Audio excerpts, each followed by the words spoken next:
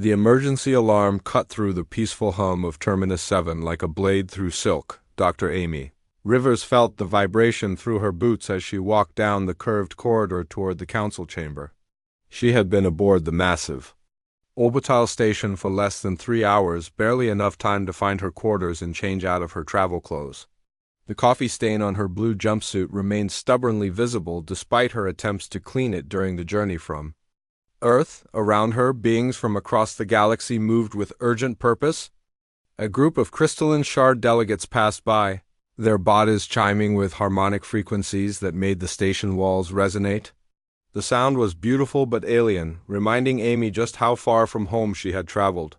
3 representatives from the Hive Collective chittered past in rapid conversation, their insect-like forms moving with mechanical precision. Amy pressed herself against the wall to let them pass, noting how they completely ignored her presence. The council chamber doors stood 12 feet tall and made from some kind of adaptive metal that shifted colors as different species approached. When Amy drew near, the surface turned a simple blue-white, Earth's diplomatic signature in the Galactic Registry. She placed her palm on the scanner and waited for the familiar hiss of atmosphere equalization. The chamber beyond took her breath away. The space was enormous, designed to accommodate beings of vastly different sizes and environmental needs.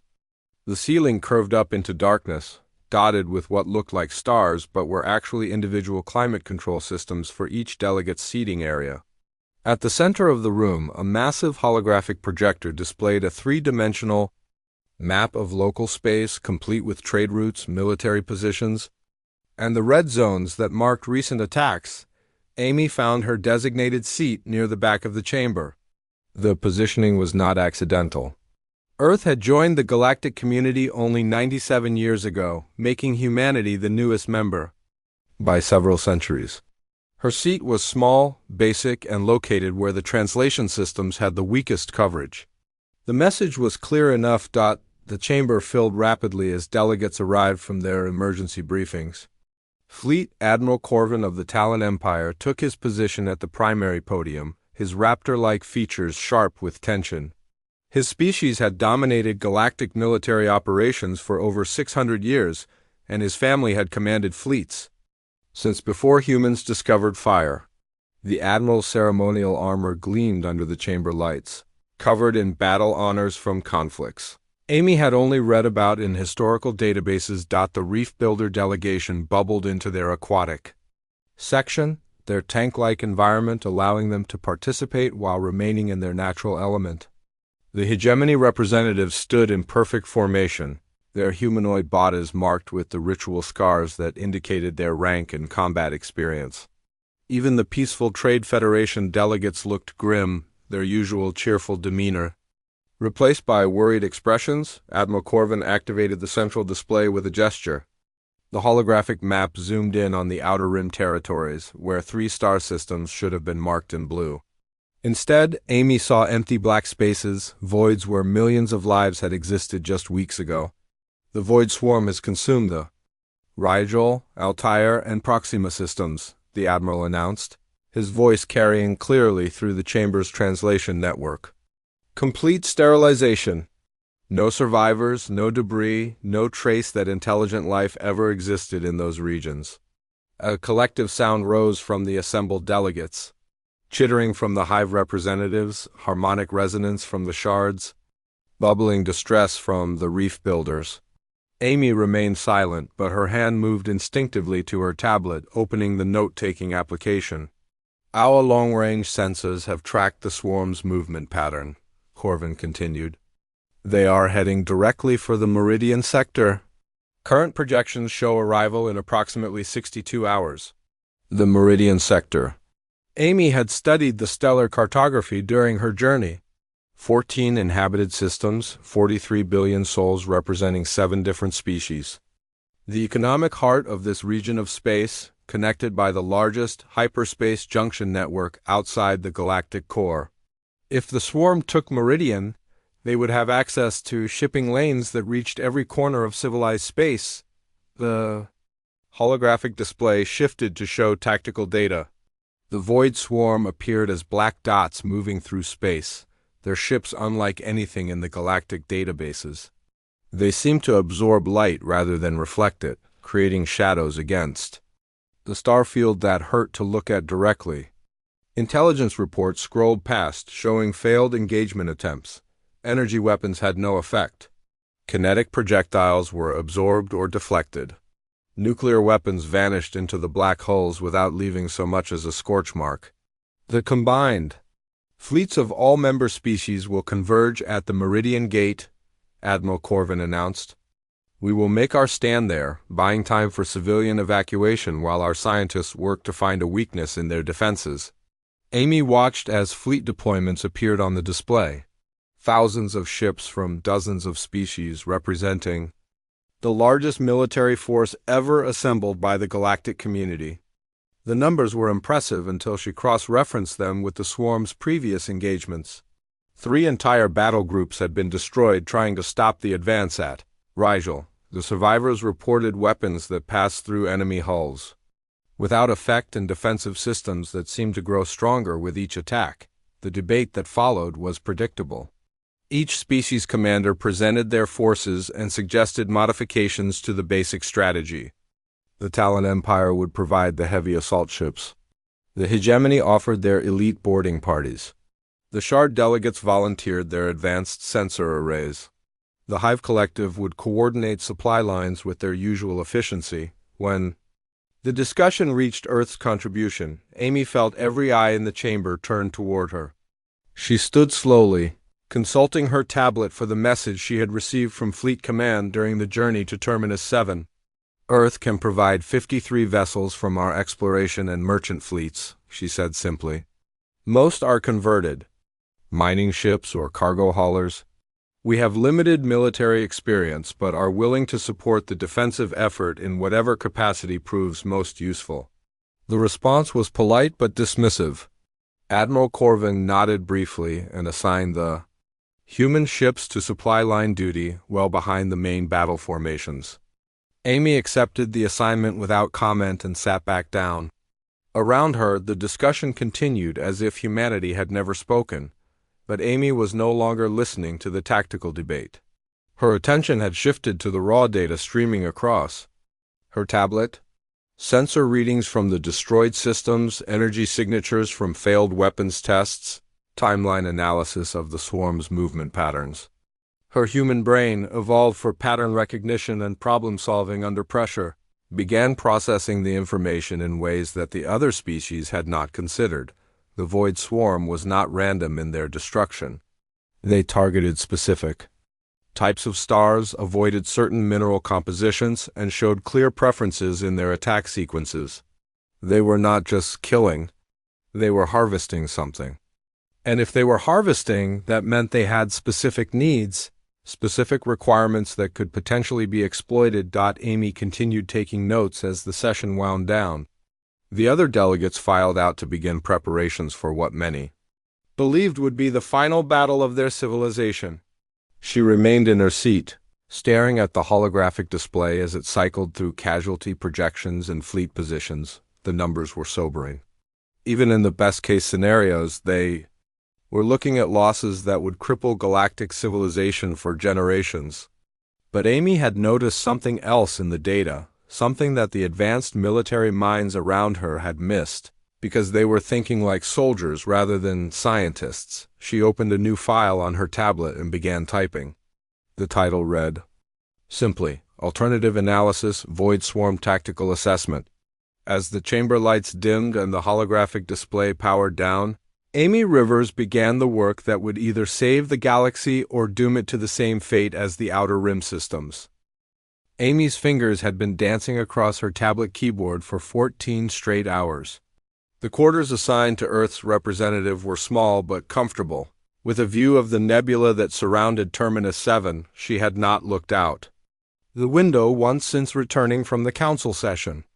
Empty coffee cups and meal containers covered every available surface, evidence of her complete focus on the task at hand. The data streaming across her screen would have overwhelmed most organic minds.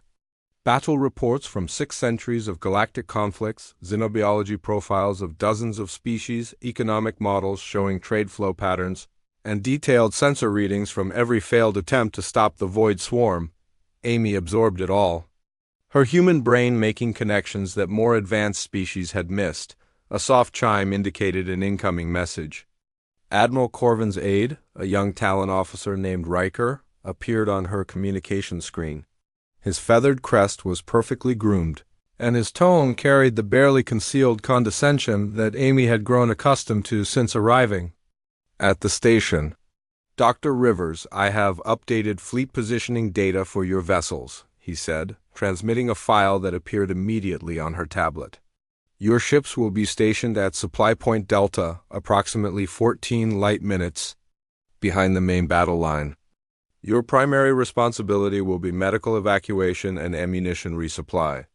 Amy glanced at the assignments without really seeing them. Understood. Please confirm that human vessels will have access to real-time tactical data during the engagement. Riker's crest flattened slightly, a sign of irritation among the Talon species. Dr. Rivers, with respect, your ships will be operating behind the lines. There is no need for tactical coordination beyond basic supply protocols.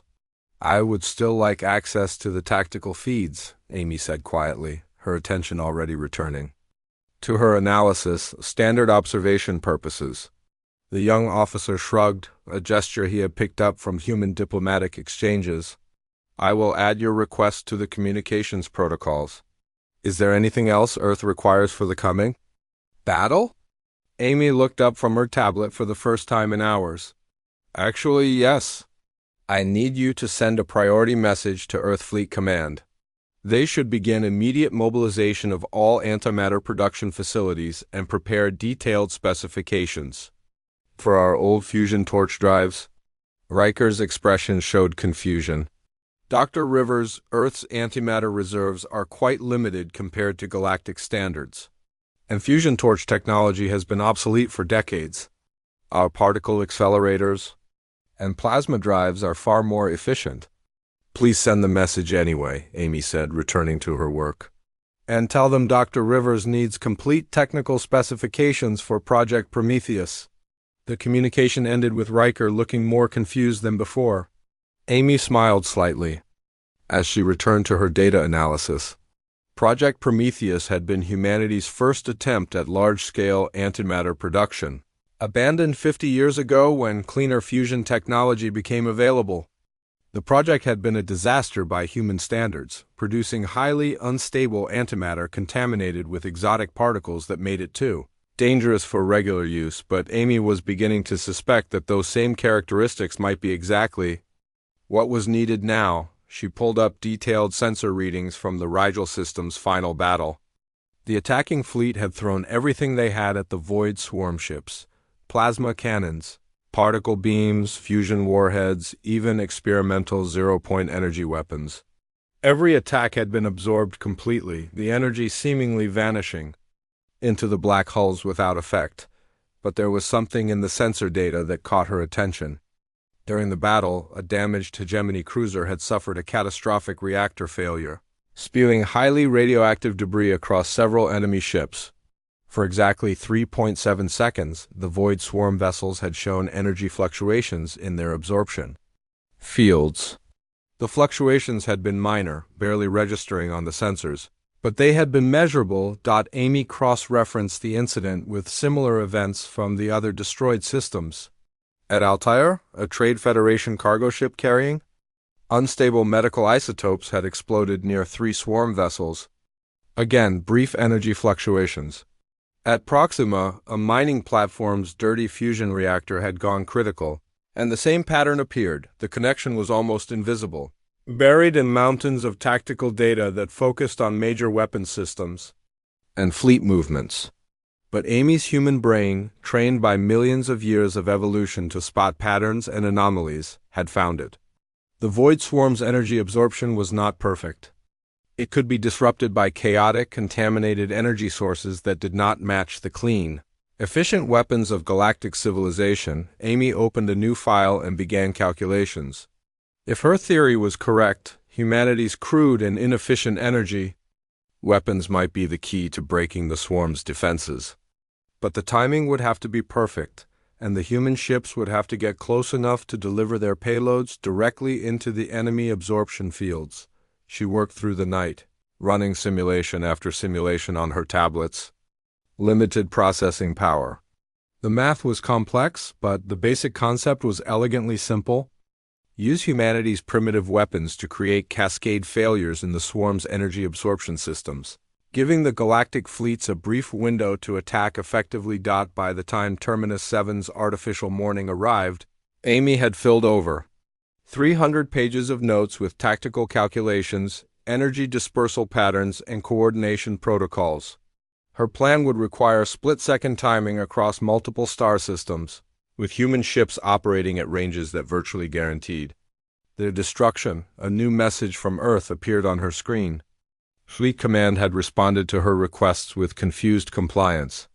Antimatter production facilities were being reactivated, and the old Prometheus project files were being transmitted to her location.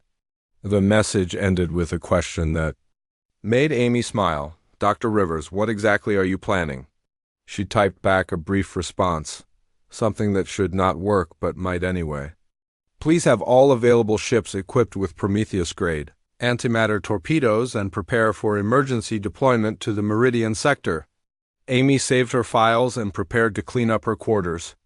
In 6 hours, the Galactic Defense Council would reconvene for final battle preparations. The alien delegates would expect to see the same quiet human representative who had accepted a minor support role without question. Instead, they were going to get a complete revision of their battle strategy, designed by a species they considered barely capable of interstellar travel. Amy gathered her notes and headed for the shower, already planning her presentation. She had exactly one chance to convince 12 species to trust their survival to human logic and primitive weapons. The irony was not lost on her. Humanity had joined the galactic community as students, eager to learn from civilizations that had mastered space travel while humans were still discovering agriculture. Now, less than a century later, a human scientist was about to propose that their technological superiority might actually be a disadvantage. Amy dried her hair and put on a clean jumpsuit, this one without coffee stains. She picked up her tablet, which now contained what might be the most important military strategy in galactic history, and headed for the council chamber. The Void Swarm would arrive in 44 hours. She had 12 minutes to convince the galaxy's greatest military minds that sometimes the best solution was the wrong solution. As she walked through the corridors of Terminus 7, Amy noticed that the other delegates avoided making eye contact. They were preparing for a heroic last stand, complete with honor guards and ceremonial weapons. She was preparing to suggest that they throw everything they knew about warfare out the nearest airlock. The difference in perspective was about to become very important indeed. The second emergency session felt different from the first. Amy could sense it the moment she entered the council chamber. Where before there had been urgent energy and barely controlled panic, now there was the heavy weight of acceptance. The delegates had spent the night preparing for what most believed would be their final battle. Honor guards stood at attention behind each species' seating area. Ceremonial weapons that had not been drawn in centuries gleamed under the chamber lights. Amy took her seat at the back of the chamber, her tablet containing the alternative strategy she had developed during 36 hours of continuous work. She looked remarkably refreshed for someone who had barely slept, though the slight tremor in her hands betrayed the caffeine intake that had sustained her research marathon. Around her, the greatest military minds in galactic civilization prepared to finalize their plans for a heroic last stand. Admiral Corvin approached the central podium with the bearing of a warrior accepting his fate. His ceremonial armor had been replaced with actual battle gear, scarred and functional rather than decorative. The change sent a clear message to everyone present. This was no longer a diplomatic meeting. This was a war council. The Void Swarm will reach the outer perimeter of the Meridian sector in 18 hours, he announced, his voice carrying across the vast chamber without amplification. Our combined Fleets are in position at the predetermined coordinates. Civilian evacuation is proceeding on schedule, though we estimate that only 60% of the population can be relocated before contact. The holographic display activated, showing the largest military formation in recorded galactic history. Over 4,000 ships from 12 different species arranged in defensive formations that stretched across 3 star systems. Amy studied the deployment patterns, noting how they reflected each species' military philosophy. The Talon Empire's ships formed aggressive spearhead formations. The hegemony vessels maintained perfect geometric precision. The reef builders had arranged their ships in flowing, organic curves that reminded Amy of schools of fish. Final coordination protocols have been distributed to all fleet commanders, Corvin continued. Each species will maintain operational independence while coordinating through the tactical network. Retreat sequences have been programmed to maximize civilian protection time. The Shard delegates' crystalline form resonated with a low, mournful tone that Amy felt in her bones. In their species' harmonic language, the sound translated roughly to Song of Ending. Other delegates performed their own cultural rituals of preparation. The Hive collective representatives stood in perfect silence, their individual personalities subsumed into group consciousness for the battle ahead. Amy remained motionless in her seat, tablet closed, watching the proceedings with the same quiet attention she had shown throughout her time on Terminus 7.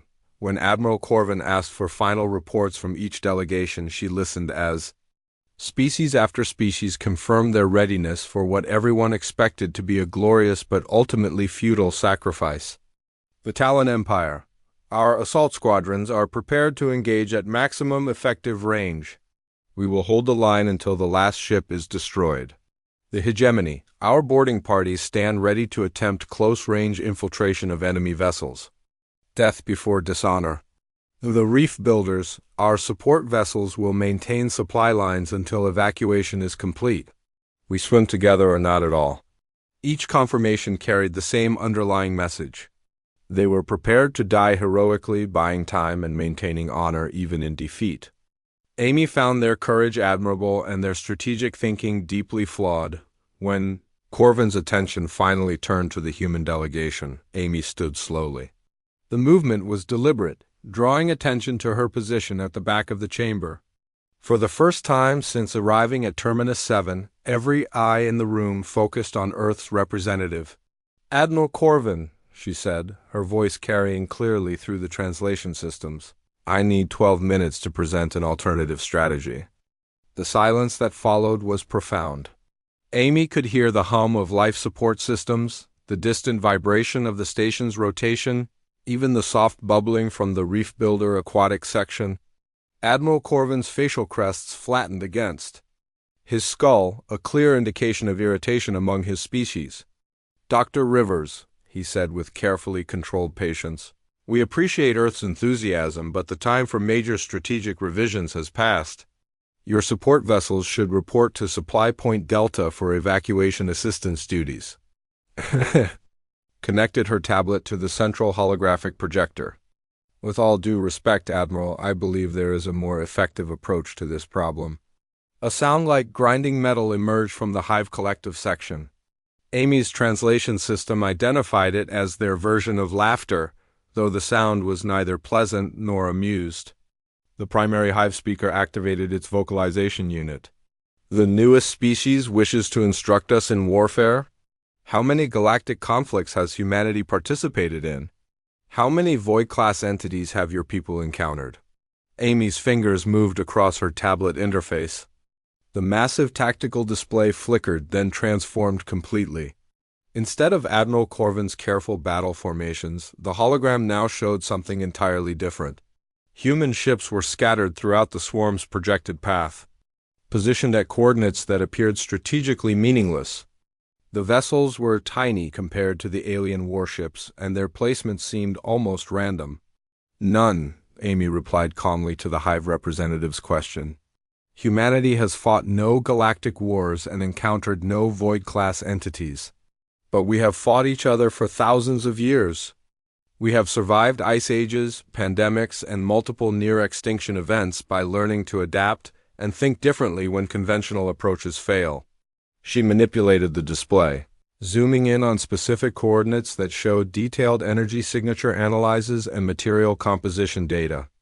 The information had not been in any of the official tactical databases. Amy had generated it through cross-referencing historical battle reports with xenobiology studies and economic trade data. The void swarm is not simply destroying inhabited systems, she continued, her presentation flowing smoothly despite the growing murmur of conversation from the assembled delegates. They are harvesting exotic matter from planetary cores. Their apparent immunity to conventional weapons stems from energy absorption fields that are calibrated to counter standard galactic military frequencies. Admiral Corvin leaned forward, his irritation shifting toward genuine interest. Impossible. Our sensor data clearly shows complete immunity to all energy-based attacks. We have tested every weapon type in our arsenal. Amy's smile was small but confident. That is correct, Admiral. You have tested every weapon type in your arsenal. But you have never tested weapons that are wrong. The chamber erupted in confusion. Delegates turned to each other, seeking translation of concepts that did not exist in their tactical databases. Amy waited for the noise to subside, then activated the next phase of her presentation. The holographic display shifted to show detailed models of void swarm vessels, their energy absorption fields mapped in three-dimensional detail. The swarm's absorption technology is incredibly sophisticated, she explained, highlighting specific areas of the enemy ships. But it is designed to counter the efficient, clean energy weapons that galactic civilization prefers. Focused particle beams, coherent plasma streams, pure antimatter annihilation. These weapons are absorbed and converted into power for the swarm's own systems. She paused, allowing the implications to sink in before continuing. Human weapons technology is primitive by galactic standards. Our antimatter is contaminated with exotic particles from crude fusion reactors. Our energy weapons waste enormous amounts of power through heat dispersion and electromagnetic interference. What you consider technological flaws, I consider tactical advantages. The Shard delegate resonated with a frequency that translated as profound confusion. You propose to attack an energy-absorbing enemy with more energy weapons? This contradicts basic tactical principles. Amy shook her head. Not more energy, different energy. Energy so chaotic and inefficient that their absorption fields cannot process it cleanly. We are going to give them what human scientists call a cascade failure. The tactical display shifted again, showing her proposed coordination sequence. Small human ships positioned at calculated intervals along the swarm's approach route, each carrying a single antimatter torpedo of a type that Earth's military had abandoned decades ago as too unstable for safe use. The objective is not to destroy them directly, Amy continued. The objective is to disrupt their energy absorption systems for precisely 4.3 seconds. During that window, conventional galactic weapons will be able to penetrate their defenses as if they were attacking unshielded targets. Admiral Corvin studied the display with the intensity of a predator evaluating prey. The coordination requirements would be extraordinary. Microsecond precision across multiple star systems, accounting for communication delays and combat variables. Already calculated, Amy interrupted, uploading detailed timing protocols to the tactical network. Human reaction times are actually slower than most galactic species, but our neural architecture excels at predictive modeling under chaotic conditions. We have run over 2 million battle simulations. The success probability is 94.7%. The chamber fell silent as delegates absorbed the implications of what they were hearing. Amy allowed them time to process the information, then delivered the final component of her strategy. There is one additional factor that must be considered. This approach requires all human vessels to operate at point-blank range with void swarm ships. Every torpedo delivery is essentially a suicide mission. My species understands and accepts these terms. The quiet that followed was different from before. Even the background noise of the station seemed muted. Admiral Corvin's crests had lifted to their maximum height, a sign of deep respect among the Talon species. Dr. Rivers, the reef builder delegate spoke with unusual formality, your people number only in the billions. You would risk your entire spacefaring capability on an unproven strategy? Amy closed her tablet and looked around the chamber, meeting the eyes of delegates who had dismissed her species as barely capable of interstellar travel. Admiral Corvin, what are the projected casualties for your current battle plan? Minimum. Civilian losses of 23 billion. Fleet casualties of 78%. My plan projects 0 civilian casualties and fleet losses of 0.02%. Amy paused, allowing the numbers to register. Except for humanity. We anticipate losing approximately 60% of our space-capable vessels and their crews. But 40 billion people from other species return home to their families. She disconnected her tablet from the projection system and prepared to leave. You have 6 hours to decide whether you trust the newest member of your alliance to save the oldest civilizations. Amy walked toward the chamber exit, her footsteps echoing in the profound silence. Behind her, the greatest military minds in Galactic history stared at tactical displays that challenged everything they believed about warfare. For the first time since the Void Swarm had appeared, they were considering the possibility that survival might require abandoning everything they thought they knew about fighting. 3 hours after Amy left the council chamber, a soft chime on her tablet indicated an incoming priority message. She had been lying on her narrow bunk, staring at the ceiling and trying not to think about the 63 human ships currently racing toward the Meridian sector at maximum burn.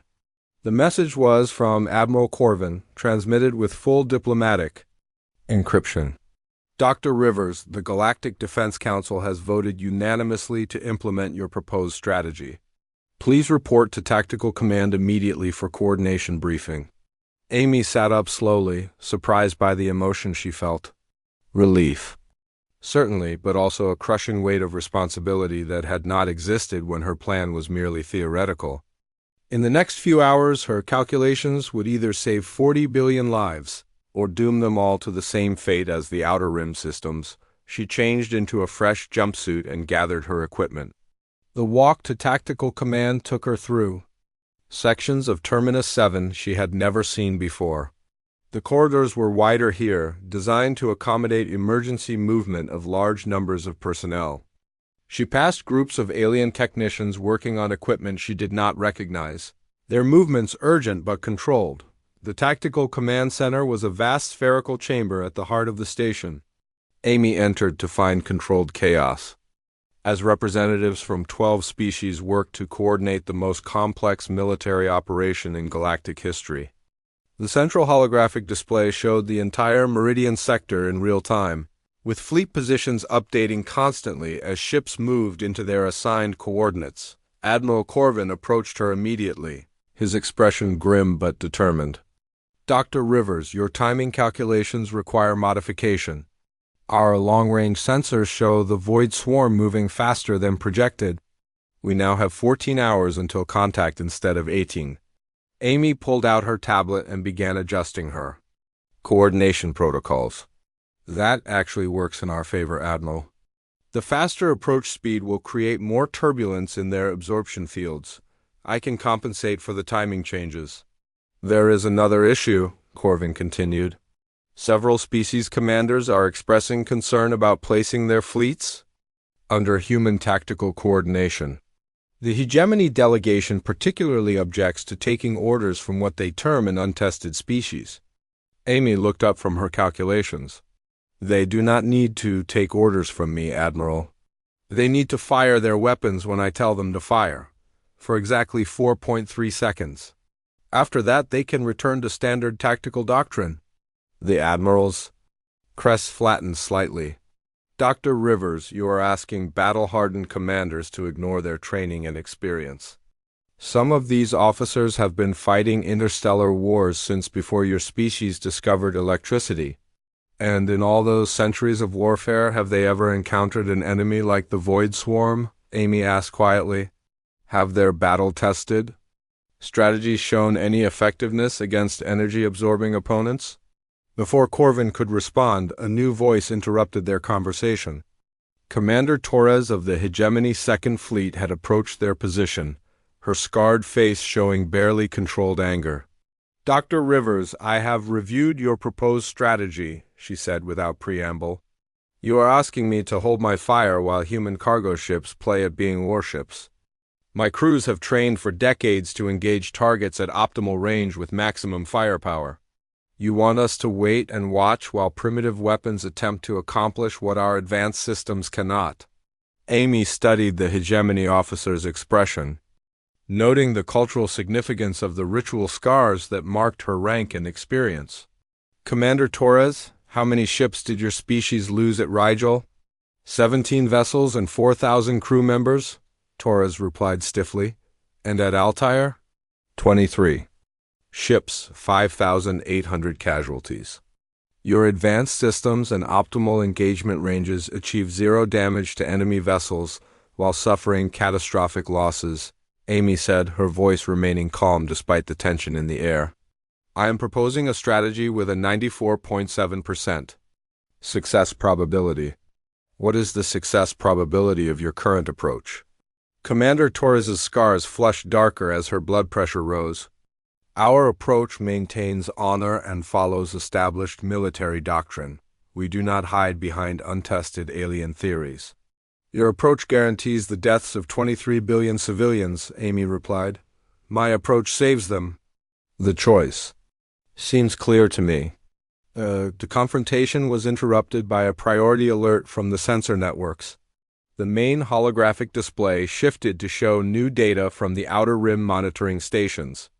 The Void Swarm had accelerated again, their black ships moving through space at velocities that should have been impossible for vessels of their size. "Contact in 11 hours, announced the Shard delegate operating the sensor arrays. "Enemy formation maintaining perfect cohesion despite increased velocity." Amy immediately began revising her timing calculations, her fingers flying across the tablet interface. Around her, fleet commanders argued about deployment changes and communication protocols, the sound of a dozen species trying to coordinate under extreme time pressure created a cacophony that made concentration difficult. "Attention all personnel," Admiral Corvin's voice cut through the noise. "Dr. Rivers will now brief all fleet commanders on her coordination requirements. Questions and objections will be noted but not debated. We do not have time for extended discussion." Amy looked up from her tablet to find every senior military officer in the chamber staring at her. These were beings who had commanded fleets through campaigns that lasted decades, who had studied warfare as both art and science for longer than human civilization had existed. And now they were being asked to trust the tactical judgment of a species that had barely mastered interstellar travel. "The key to this strategy is precise timing," she began, activating her tactical display. "Each human vessel will approach its assigned Void Swarm target and deliver a single antimatter torpedo at point-blank range. The resulting energy cascade will create a 4.3-second window during which enemy defenses are vulnerable." She highlighted specific coordination points on the display. During that window, all galactic fleet units within range must fire simultaneously at predetermined target zones. Not at the ships themselves, but at the specific hull sections where the energy absorption fields will be weakest. Commander Torres raised her hand. "Dr. Rivers, you are asking us to ignore targeting protocols that have been developed over centuries of combat experience." "I am asking you to trust mathematics over tradition," Amy replied. "The target zones I have identified are based on energy field analysis, not conventional tactical doctrine. Your weapons will be most effective at points that appear suboptimal by standard measures." The Reef Builder Fleet Commander bubbled a question through his aquatic communication system. "What happens if the timing is incorrect? If the cascade failures do not occur as predicted?" Amy met his gaze steadily. "Then 63 human ships and their crews die for nothing, and we revert to Admiral Corvin's original battle plan. The risk is entirely ours." A new alert sounded from the sensor networks. "Long-range communications." We're detecting signals from the human fleet, now 6 hours out from their intercept coordinates. The messages were brief status reports, but Amy could read between the lines. Her people were scared but determined, flying converted cargo ships into battle against an enemy that had destroyed entire civilizations. Dr. Rivers, Admiral Corvin, approached her position. Your fleet commanders are requesting final confirmation of the attack sequence. They want to know if you have any last-minute modifications to the plan. Amy looked at the tactical display showing the positions of over 4,000 ships spread across 3 star systems. Human vessels were scattered throughout the formation like tiny sparks among giants, each one carrying a crew that had volunteered for what everyone understood to be a suicide mission. Tell them the plan is unchanged, she said quietly. Tell them that 40 billion people are counting on them to be precisely wrong at exactly the right moment. She turned back to her tablet and began the final phase of preparation. In 6 hours, her theory would either prove that sometimes the best strategy was the one that should not work, or it would add humanity to the list of species consumed by the void swarm. Either way, the galaxy would never again dismiss human tactical thinking as primitive or ineffective.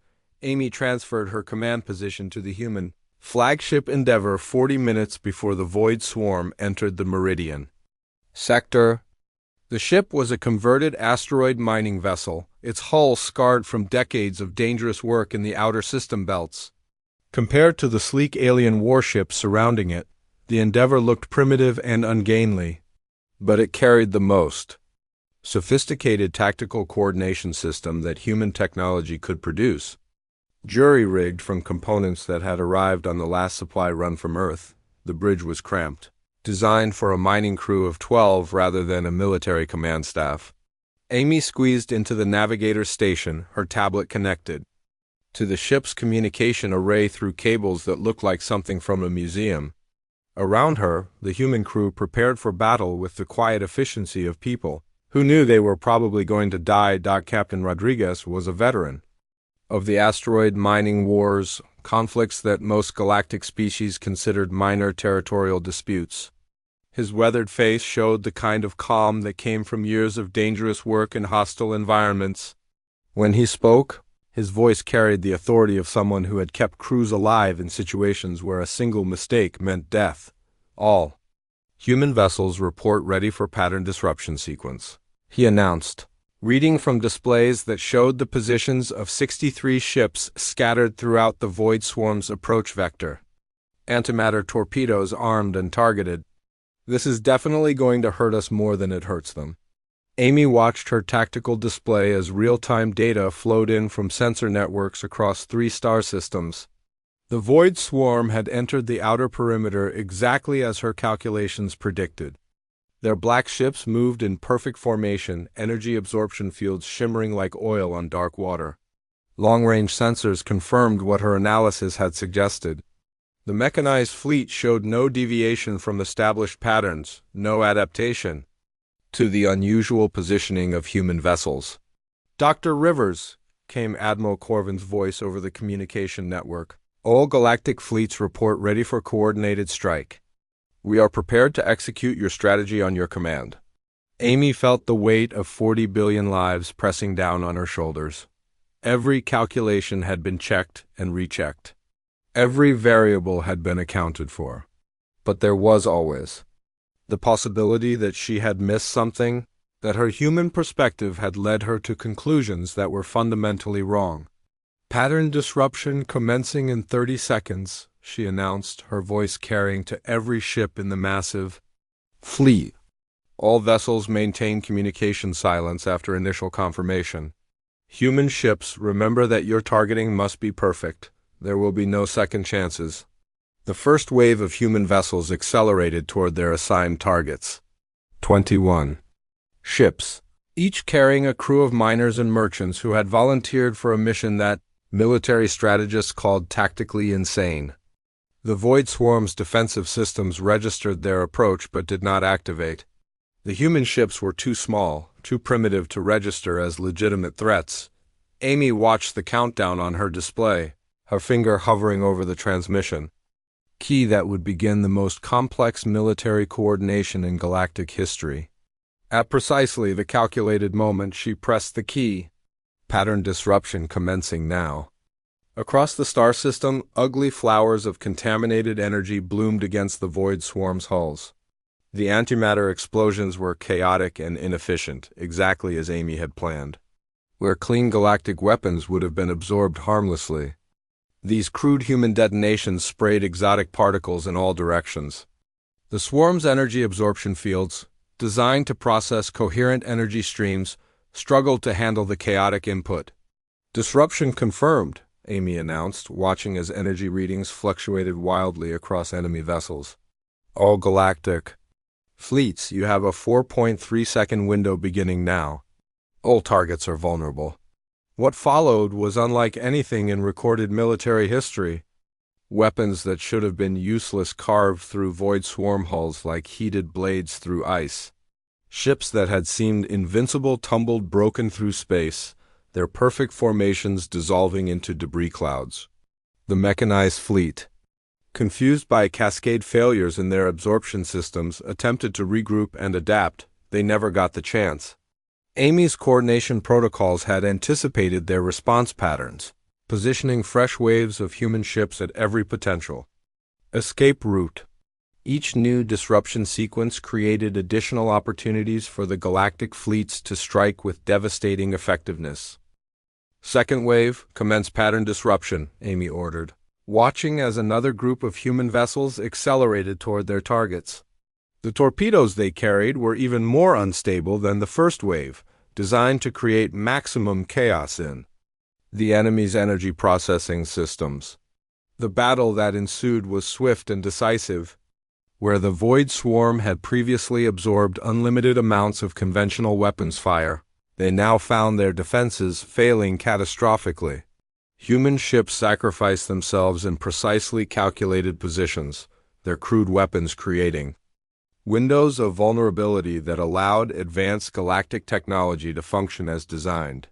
Final wave commencing disruption sequence, Amy announced, her voice steady despite the knowledge that this last group included the Endeavor itself.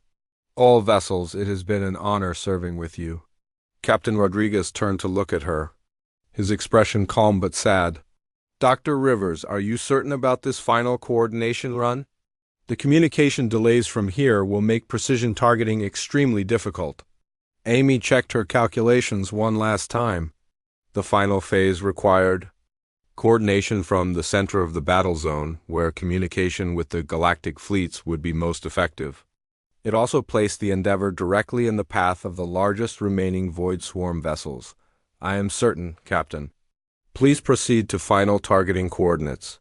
The Endeavor accelerated toward its assigned position, passing through debris, fields that had once been enemy ships. Around them, the remnants of the void swarm made desperate attempts to escape, but Amy's strategy had anticipated every possible withdrawal route.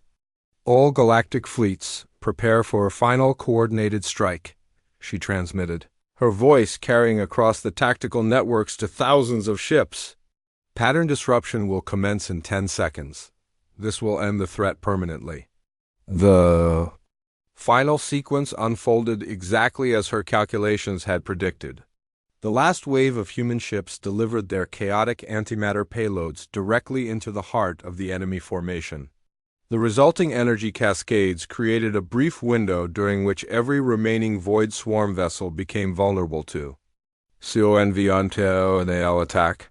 The galactic fleets did not waste the opportunity. Concentrated fire from 12 species struck simultaneously, overwhelming the confused enemy defenses. Within minutes, the last void swarm ship was destroyed, its black hull finally succumbing to weapons that should never have been effective. Amy's final transmission was brief and professional. All void swarm vessels destroyed.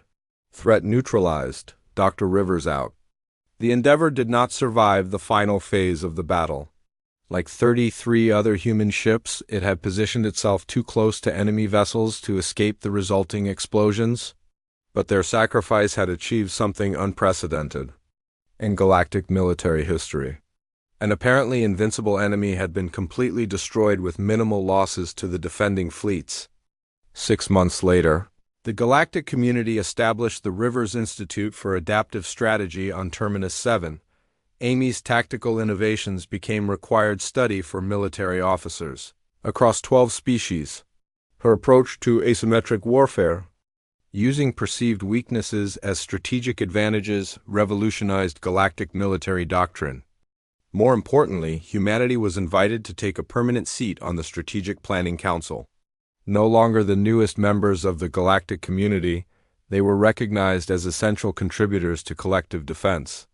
Earth's small fleet was expanded with technology and resources from grateful species who had witnessed human courage and ingenuity firsthand.